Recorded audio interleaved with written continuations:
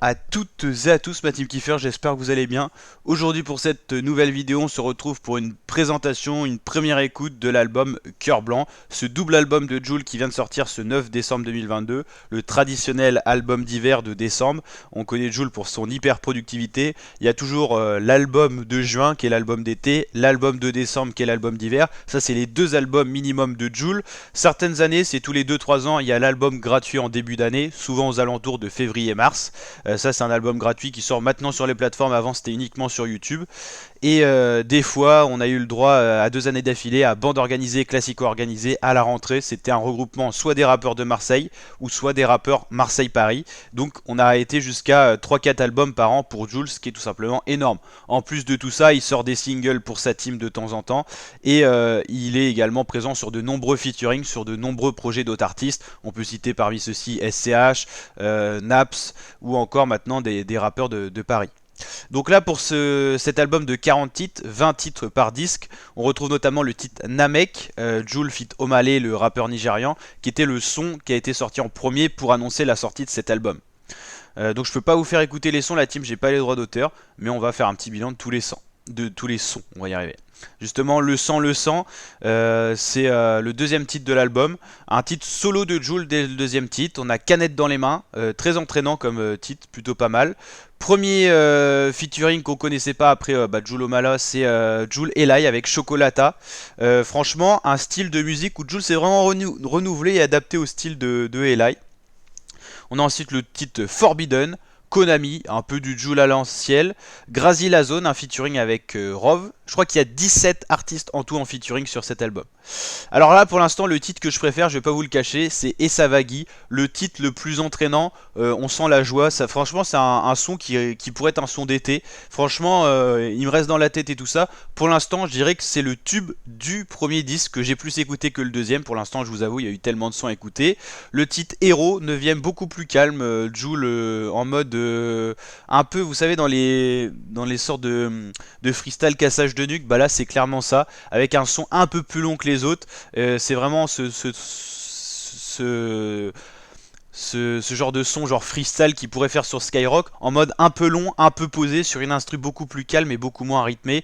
On serait plus sur du 90 BPM à l'époque de Message Orageux pour ceux qui connaissent.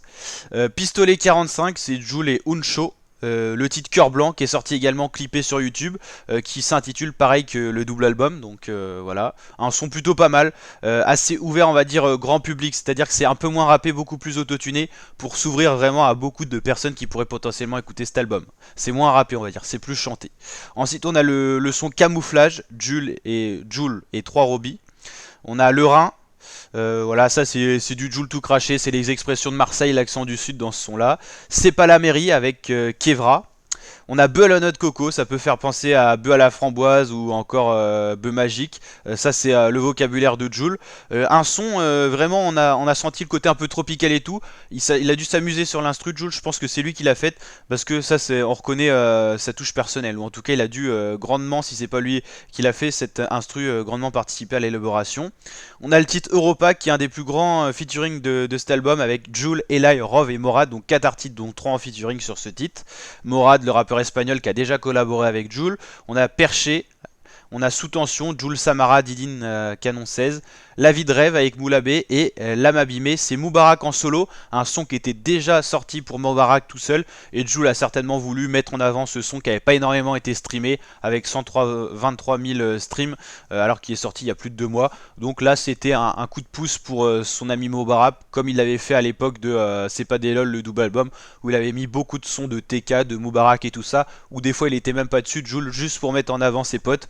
Donc voilà, c'est le côté sympa de Jul. C'est le seul titre de ce double album de 40 titres où Jul ne figure pas. Donc c'est à dire qu'il ne participe pas du tout à ce son là. Ensuite, dès le disque 2, on commence avec un featuring, Jul Morad, je le savais. Ils m'ont fait mal, ou Pisto tous les tout. Le titre B avec Anna, J'ai fait le tri, Rota Omero, Je deviens loco, Mon cœur pour toi avec une artiste féminine, Annie Gonzalez qui figure sur ce featuring. Première Ligue avec Je French Kid, un rappeur du Royaume-Uni. N'importe quoi Aqua dans la Mercedes avec Paki. Il y avait également un son du côté de Paki qui était sorti en featuring avec Jul sur un de ses projets, c'était La Bella Vita. N'hésitez pas à aller l'écouter, il est dans les top streams en ce moment de Jul. On va vous le montrer juste après l'analyse de ce disque 2. Il y a Maru, Neo, Au bord de mer, ça c'est 3 titres solo de Jul. Potion avec Feduc, A et 3C. Ça c'est un peu un son comme moi je le compare beaucoup avec le Rhin, je sais pas pourquoi, ça me fait les deux me font penser au même délire. Numéro 10, j'ai vidé le Magnum avec Jimmy Sax, le retour de Jimmy Sax où il y avait le titre qui avait très bien marché, Ibiza. Jimmy Sax il a dû faire 3-4 sons avec Jul et c'est deux artistes qui arrivent bien à collaborer ensemble, donc c'est cool. Ça donne souvent des beaux titres. Sur la selle avec Abdou et je fais comme je peux. C'est Wari tout seul, donc excusez-moi, c'est deux titres où Jul ne figure pas sur son album. Donc en gros il figure sur 38 sur 40. C'est déjà plutôt pas mal. Donc un beau double album bien complet de Jul, un des albums peut-être les plus complets. Donc voilà. Et La Bella Vita c'était le featuring justement avec Paki qui a fait 10 millions de vues, qui est dans le top populaire de Jul. Donc ça montre que c'est un titre qui a plutôt bien marché.